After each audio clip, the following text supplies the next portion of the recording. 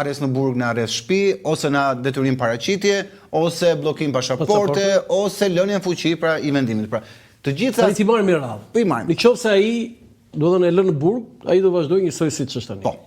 Nëse ai lirohet, në kuptimin që s'ka asnjë siguri. Menjëherë shkon në detyrë. Ai shkon në zyrë. Menjëherë në detyrë. Do të thënë, Erjon Velia sot nga burgu i Durrësit shkon në zyrë në zyrën e Bashkisë Tiranës. Nëse Dhe ka dhe një vit që të moroj mandat. Po.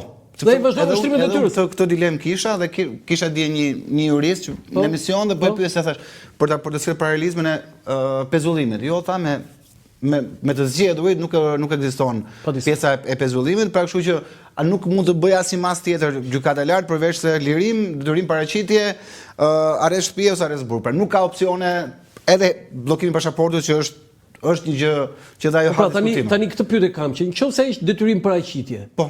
Ai shkon përsëri në zyrë. Po. Nëse është arrest shtëpie? Jo. Nuk shkon në zyrë. Jo. Ai drejton bashkinë? Ai po drejton nga burgu, Roland. Jo, ai s'po drejton fare nga burgu. I takon të drejtojë. Dakor, por s'po drejton. Dakor, disa vendime i firmon edhe Velia. Do të thënë Erjon Velia aktualisht firmos vendime. Po shikosh shumë e thjeshtë, janë disa vendime që firmosen si nga zonja Ristani, por edhe nga Velia për shkak sepse